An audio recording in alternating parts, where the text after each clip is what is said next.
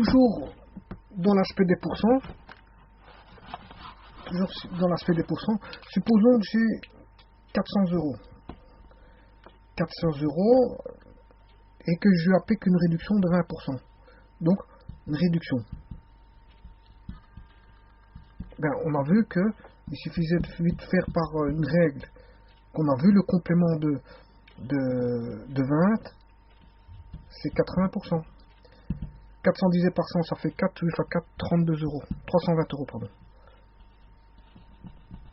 320 euros.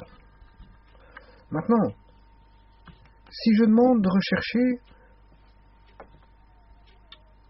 le prix pour lequel j'ai une réduction, 320 euros, eh ben, si on demande de chercher le prix de base, comment fait-on? Il suffit juste d'inverser le 100 et le 80. Donc, si on ne connaît pas le prix de base, on demande de rechercher le prix de base qui donne le montant de réduction, eh bien, il suffit juste de faire fois l'inverse de 80%, ce qui fait 100 sur 80. Donc le complément il se retrouve où? À 100%, il se retrouve en bas, alors que le complément ici il se retrouve en haut. C'est juste ça, et on aura toujours des pour 100%, si on les 100%. Voilà. Alors maintenant, si j'ai une augmentation de, on va dire, 20%. Donc là, qu'est-ce qu'on avait dit qu'il fallait faire? 400 fois, et il fallait faire fois le prix de base qui était de 100%, plus les 20%, ce qui fait 120%. Voilà. Donc ça, c'est égal à 400 divisé par 100, ça fait 4 fois. J'espère qu'on voit avec la caméra.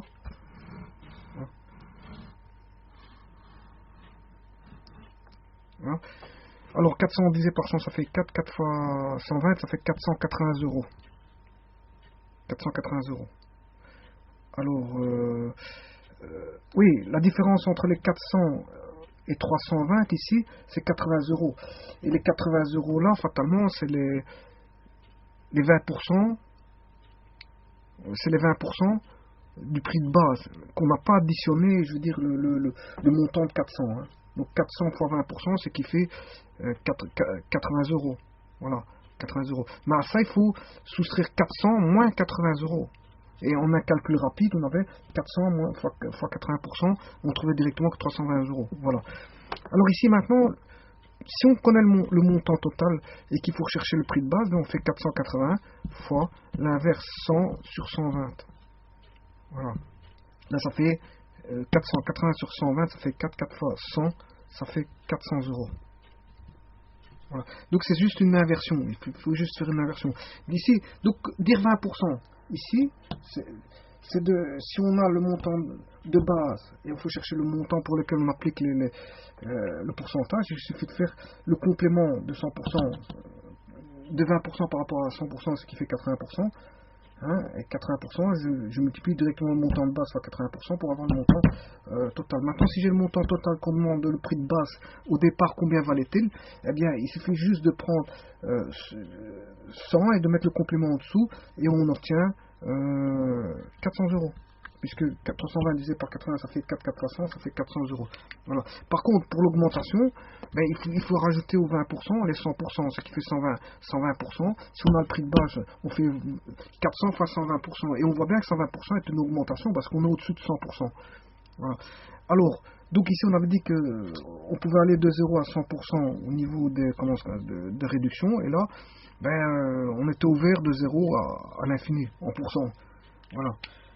Alors maintenant, l'infini, qu'est-ce que c'est? Je n'en discute pas ici, mais bon, normalement ça n'existe pas, enfin je sais pas si ça existe ou pas, mais disons que bon, ça veut dire à ce qu'on veut, voilà.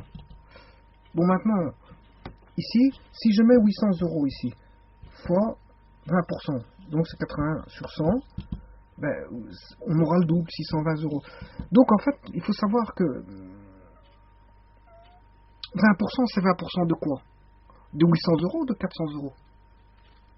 Mais ça, tout dépend. Et 20%, que ce soit pour 800 ou 400, 20% n'est pas identique pour 800 ou 400. Donc ce qui veut dire que 20%, c'est un nombre, c'est un rapport qui est, on va dire, relatif. Ça veut dire que relatif, ça veut dire que ça dépend. ça dépend 20%, ça ne veut pas dire qu'il donnera toujours le même montant, mais ça dépendra du montant de base. Donc quand un magasin vous fait une réduction, qui vous dit 20%, ben, il faut savoir quel était le montant de base de départ pour lequel il applique les 20%.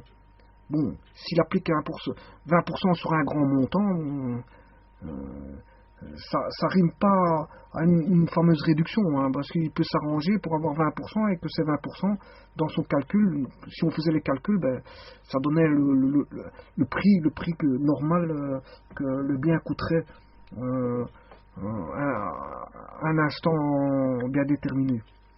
Voilà, c'est pour vous dire que bon, quand on parle des pourcentages, il faut se méfier. Il y a des calculs rapides comme je viens de vous montrer ici, il n'y a pas besoin de faire tout du mishmash pour calculer, il suffit d'appliquer ça.